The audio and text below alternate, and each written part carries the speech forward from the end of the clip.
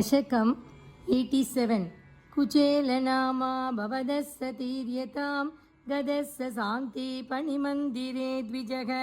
त्वदेकरागेण धनाधिनिस्पृहो दिनानि निन्ये प्रशमे गृहाश्रमे समानशीलापि ततीयवल्लभा तथैव नो चित्तजयं समेयुषी कदाचिदूचे बदवृद्धिलब्धये रमापदि किं न सखा निषेव्यते इति ऋतोऽयं प्रियया शुदार्तया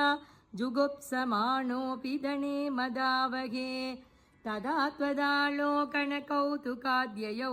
वहैपटान्ते पृथुकानुपायनं गदोऽयमाश्चर्यमयीं भवत्पुरीं गृहेषु शैव्या भवनं समेयिवान् प्रविश्य वैकुण्ठमिवापनिर्वृतिं तवाति सम्भावनया तु किं पुनः प्रभूजितं तं प्रियया च वीजितं करे गृहीत्वा कदय पुराकृतं यदिन्दनार्थं गुरुदार चोदितैः अपर्तुवर्षं तदमर्षिकानने त्रपाजुषोऽस्मात् पृथुकं बलादत प्रगृह्य मुष्टौ सकृदाशिते त्वया कृतं नन्वियतेदि सम्भ्रमात् रमा किलोपेत्य करं रुरोधते भक्तेषु भक्तेन समानितस्त्वया